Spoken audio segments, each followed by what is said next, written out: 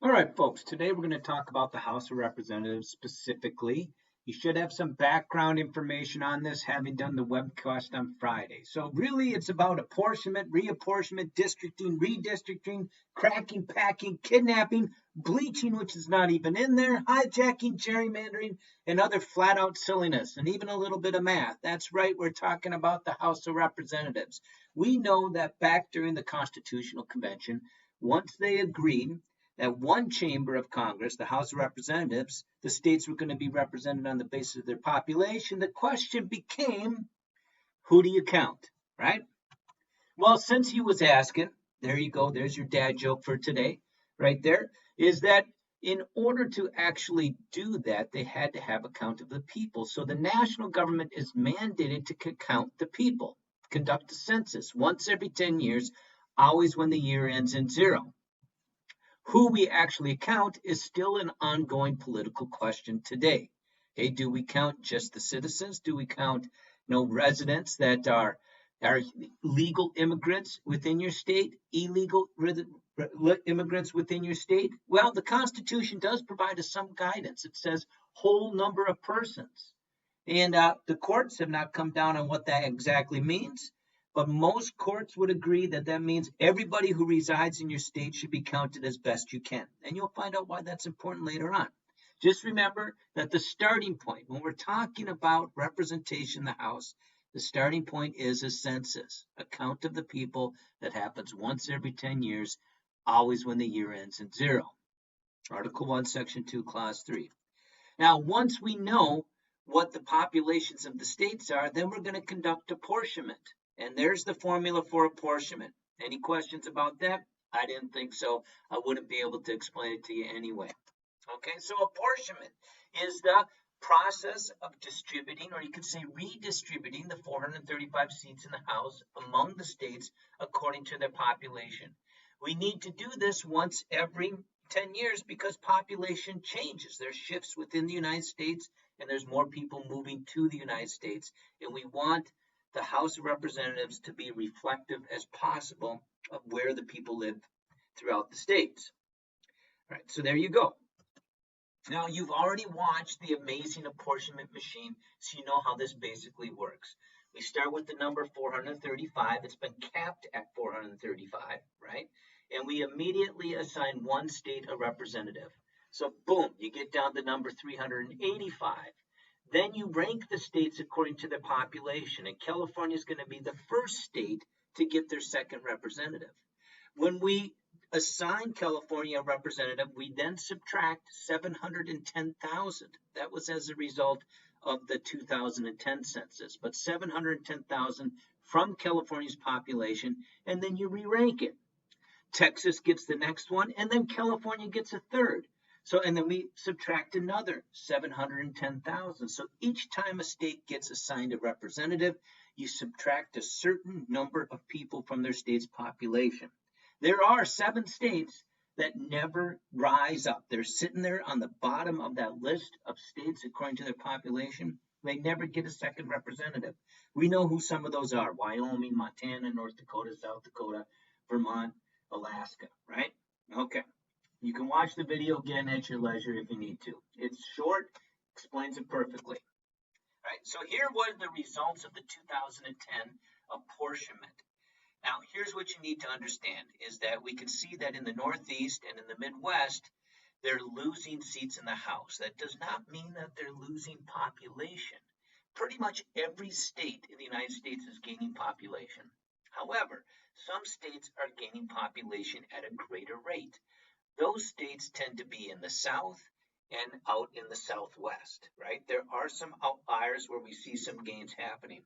For instance, Louisiana is a little bit of an outlier for losing population. Well, but when we understand that right before the 2010 census, there was a little hurricane called Katrina that wiped out New Orleans and sent a lot of people looking for new places to live, that kind of makes sense, all right? So what might you predict to be the result of the 2020 census? You're right, it's going to look very similar. So this is the predicted result there. We see again, now the colors are different this time. So red this time means that there's a change in seats for the negative in the House. So again, you see it's the Northeast, the Midwest, you could say the Great Lakes region tends to be the states that are not losing population, but their population isn't growing at the same rate as other areas of the country.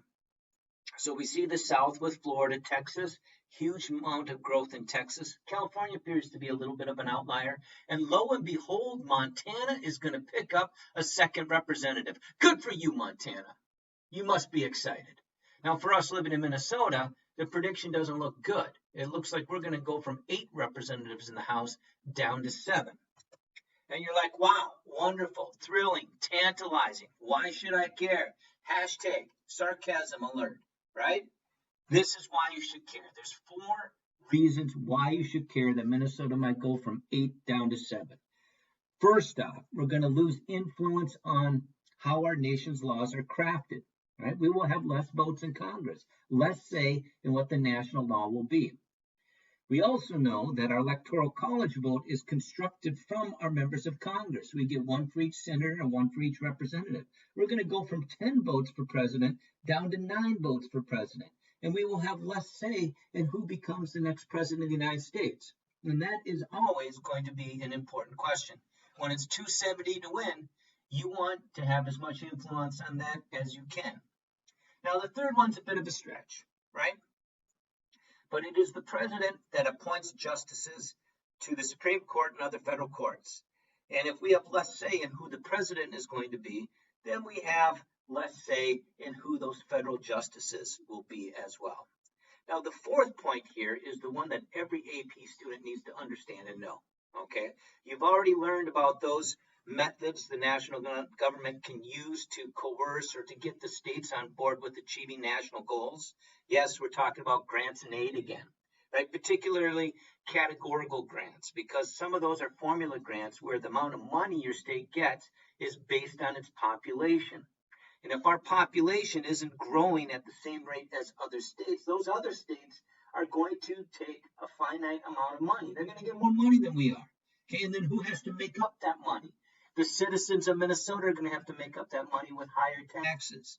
So if our representation goes down from 7 to 8, we're going to get less money from the national government that very well we might have to make up for because our population isn't actually shrinking. It's just not growing at the same rate as some of the other states. So that's step 4, federal aid. That's a huge one. That's why you should care. All right, moving on. So after apportionment. Now remember that apportionment is conducted by the national government. It's the national government that does the census. It's the national government that tells each state how many representatives they will have. After that point, the states take over. It's the states that are responsible for districting. And we know districting to be the drawing of the lines. They get to draw the borders of the congressional districts. Minnesota gets assigned a number 8. We have to turn Minnesota into a puzzle of 8 pieces. California gets this number 53. They have to turn California into a puzzle of 53 pieces. Montana, Alaska, they get it easy, right? 1 piece. Woo-wee! We've already got the borders decided, okay? So, redistricting is the process of drawing congressional districts. There's one term here that I want to make sure you understand. You got the difference between congressional district and legislative district. Minnesota has 8 congressional districts. The state legislature draws those. So the people working over in St. Paul, they get the task of dividing Minnesota into 8 puzzle pieces. And then each of those puzzle pieces, each of those congressional districts elects 1 person to represent us in the House of Representatives in Washington, D.C. Okay, so the same people also do that for the state level. So we have 67 legislative districts. We divide Minnesota into 67 puzzle pieces, and each of those legislative districts elects 1 person to work in St. Paul in the state Senate. Okay, we then divide each legislative district into an A and B half. And so if you're in 49A, you elect 1 representative, state representative, to represent you in the House of Representatives at the Capitol in St. Paul. So we draw puzzles for the national level and the state level. The state legislature is responsible for drawing both of those puzzles. Okay. All right. Now, gerrymandering. It's the term that you've been wanting to know about probably since you started government. There's a little confusion as to why we call it gerrymandering as well. First off, what gerrymandering is the drawing of congressional districts to benefit or to disadvantage a political group. And we trace that practice all the way back to Elbridge Gerry, who was the governor of Massachusetts, and he was drawing districts for Massachusetts. And he drew kind of one crazy one here that looked like a salamander. Somebody put wings on it, called it the gerrymander. Okay, and he did it to benefit his political party, to make sure that they would win. Now, ever since when people engage in that practice of drawing districts to benefit a political group, we call it a gerrymander. Now, if you do live in Massachusetts, they might call it a gerrymander. Okay, so they do pronounce things a little bit differently on the East Coast sometimes. All right, so gerrymandering. It's drawing districts in order to benefit or to disadvantage a particular group. Now, we've got 3 rules whenever you draw these districts. We know that they have to be of roughly equal population. Currently, that's about 710,000 residents per district. They need to be contiguous. So you can't have little bubbles, little pockets kind of spread out. It has to be one solid touching mass, right? Like a puzzle piece. It's not like you have your puzzle piece divided in 2 and placed in different parts of the puzzle, right? The other thing, the rule that really lets us know when something is gerrymandered is that our districts should be as compact as possible. They should be small and square-shaped as best we can get it. So when I see over here, Congressional District 17 in Illinois, and I see how it just kind of snakes all the way around. It is contiguous, though it gets very thin right here, right?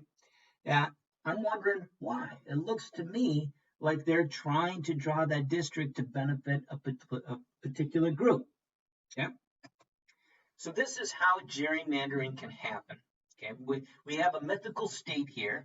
It has a population of 15 letters, right? There are 10 R letters representing Republican, 5 D letters representing Democrats. And you would need to draw 5 districts with 3 letters in each because they have to have equal population. So each district's going to have 3 letters.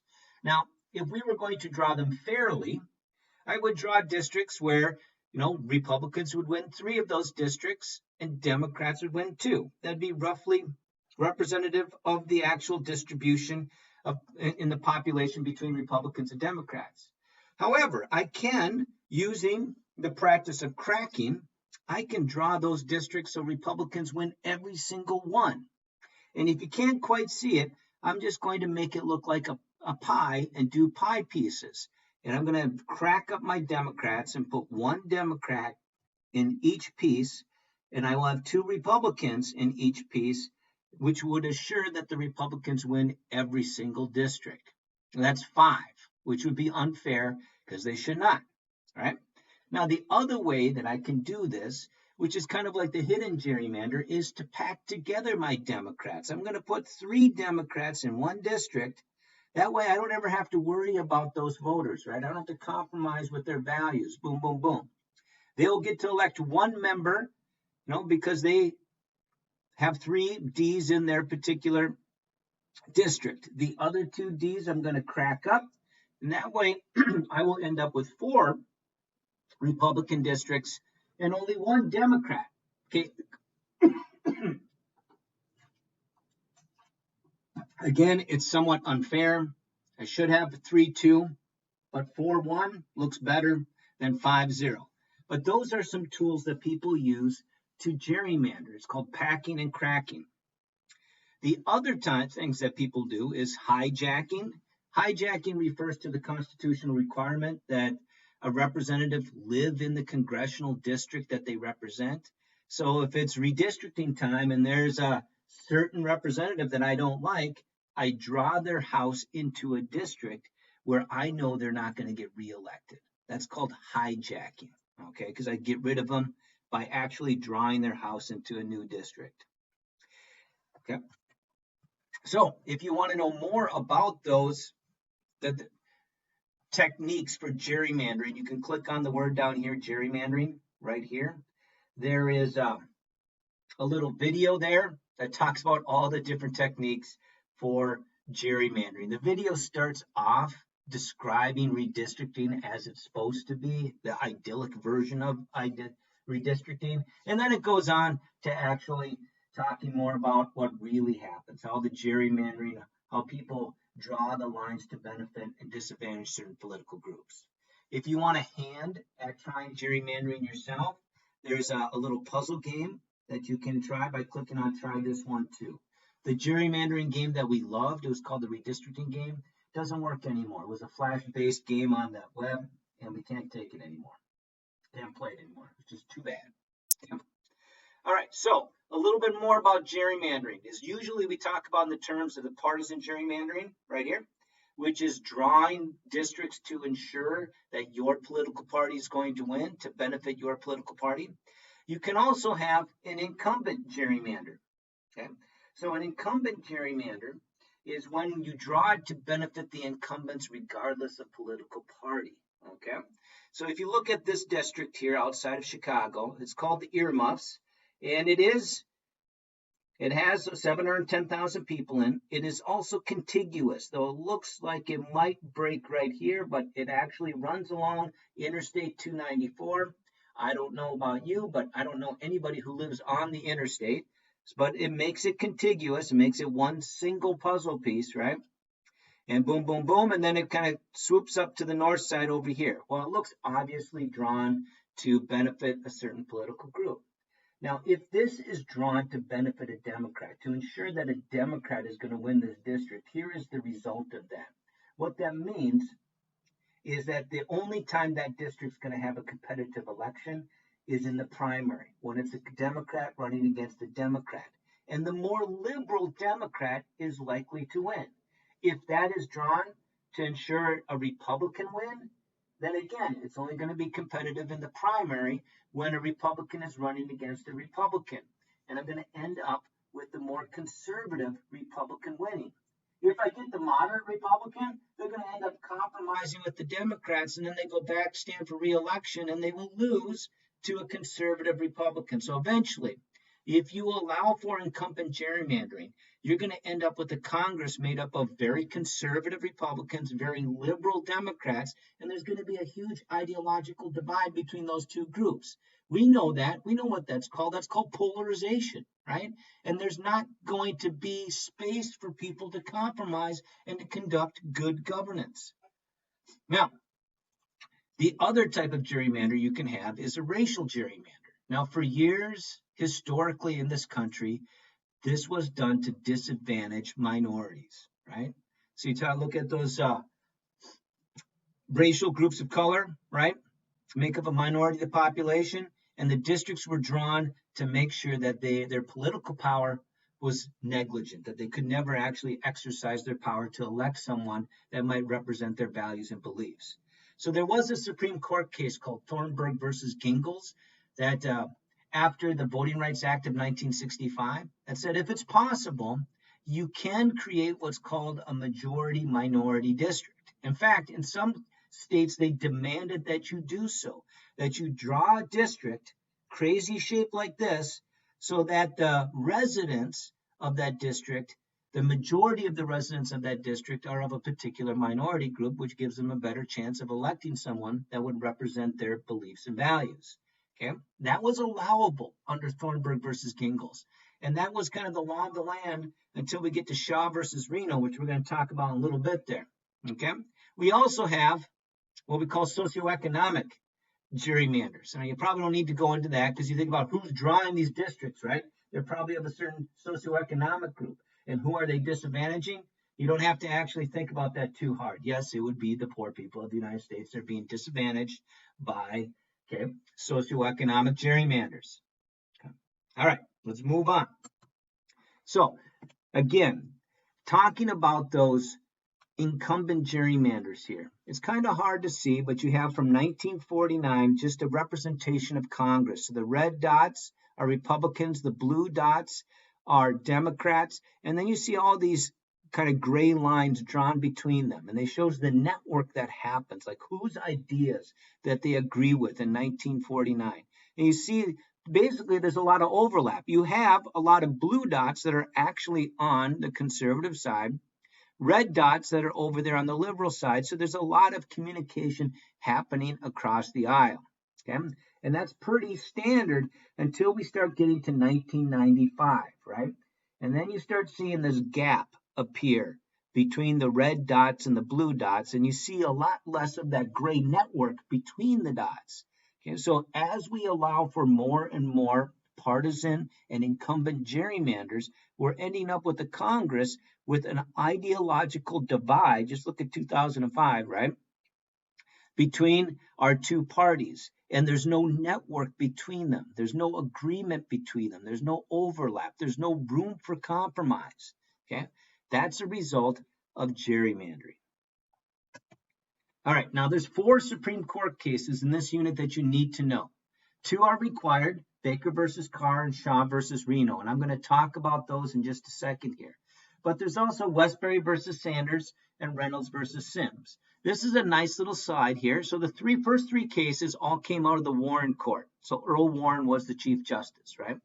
Baker versus Carr basically said that redistricting could be a judicial question, could be an answer, a question that the courts could address. Westbury versus Sanders said one person, one vote for congressional districts. Now, whenever you hear the phrase one person, one vote, you're talking about equal population. So it was Westbury versus Sanders that said when you draw those congressional districts, you have to make sure they're of equal population. If you don't, it's a violation of the Constitution. Reynolds versus Sims was the same exact case, but for state legislative districts. So those districts where if you won the race, you were elected to the state legislature. You went and worked at your state's capital. That those districts also needed to be of equal population. Finally, Shaw versus Reno, we'll talk about in a second here, that racial gerrymandering, those majority-minority districts, are not always constitutional. Okay, so let's look at Baker versus Carr first. Here's the facts of Baker versus Carr. Now, this takes place in Tennessee, but it was true across the country. And we're looking at state legislative districts, so districts that were drawn to elect people to serve in their state capital. Well, Tennessee had done their last apportionment. So last time they distributed seats across their state was in 1901, and it was in the 1950s. So you like 50 years of population changes that were never reflected. And Baker lived in a very urban area. And he was like, wait a minute, why is my urban area we get to elect one person to the state legislature, where these urban districts that have, less than 10, not even 10% of the population as my district, they also get to elect one. And he took his case to court, and he argued on the basis of the Equal Protection Clause of the 14th Amendment. And we're going to get really deep into the 14th Amendment. But it basically says that no state shall deny to any person within its jurisdiction equal protection of the laws. And Baker believed that he was being denied that because his vote was devalued, because his vote wasn't worth the same as someone's vote in a rural district of significantly less population. Their vote was overvalued, had more impact on the laws that the state of Tennessee was passing. Right? He said, you know what?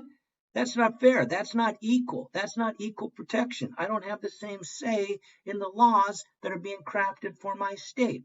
And he took it all the way to the Supreme Court. Okay, now the state of Tennessee argued that this was not a judiciable question, that the courts, the federal courts, should not be able to answer this, that districting, the drawing of the lines, is a political process that the state alone has the power to decide. So only the state should be able to be involved in that particular decision. Okay? Now, the holding of the court, so this is the Warren Court, is they disagreed with Tennessee. They agreed with Baker, and they said that, you know what, redistricting is a question the courts could decide. It was a judiciable question. Now, they did not actually rule on Baker's claim of whether or not it was in violation of the Equal Protection Clause. Okay, they chose not to actually answer that particular question. They did say, though, that it was a question that the courts could decide based on the equal protection clause, that if there was they kind of agreed with the argument, they just didn't say anything about it. All right, so let's go on. So if you were doing Baker versus Carr, you're looking at the 14th Amendment. The facts of the case deals with the unequal population between legislative districts. And Baker's argument was that his vote was undervalued and therefore it was not equal, and states were not allowed to do that. Okay, Shaw versus Reno. So background here is that you had the Voting Rights Act of 1965. And it prohibited voting rules that would discriminate on the basis of race. Now, states and counties that had historically done that, had discriminated on the basis of race, they had to get their districting plans approved by the national government. So Janet Reno was the Attorney General under Bill Clinton, right? We know that in the court case Thornburg versus Gingles, you could, and sometimes you was demanded that you make majority minority districts. Okay, so North Carolina had drawn basically a redistricting plan that had one majority minority district, and it was turned down by Janet Reno. She sent it back to the state and said, you need to make two majority minority districts. And you can just look at the map of North Carolina, right? And you see this one kind of light purple district that's all crazy shaped. I think that's District 12. And then you got this other brown one that kind of snakes all the way down through the whole eastern part of the state, right? Boom, boom, boom, boom, right? Okay, so again, the same constitutional principle here is at work. The Equal Protection Clause of the 14th Amendment, that no state shall deny to any person within its jurisdiction the equal protection of the laws. Now, Shaw claimed that creating these racially gerrymandered districts violated the Constitution, okay? That it was that the primary reason for drawing these districts was race, and there wasn't a compelling reason for the government to do so. And so what the court decided was saying majority minority districts in some cases are allowable, but what they need to be is they need to be compact. Okay, so that the people living in one end of the district and the other end of the district share some values and some interests, rather than just the fact that they're of the same race, right? So they said, you know what? The state of North Carolina was treating people differently on the basis of race, and there wasn't a compelling reason for it to do so. Okay, now North Carolina is still kind of at it. They're still drawing districts. They might be packing people into certain districts. So if you look at these maps here, you can kind of draw a conclusion as to who might have had the power to draw the districts, because who's benefiting from the election here. Okay, all right, but if I go back there, now there are resources on Schoology for Shaw versus Reno and for Baker versus Carr. Make sure you review those, all right? And we'll talk to you guys later. Bye.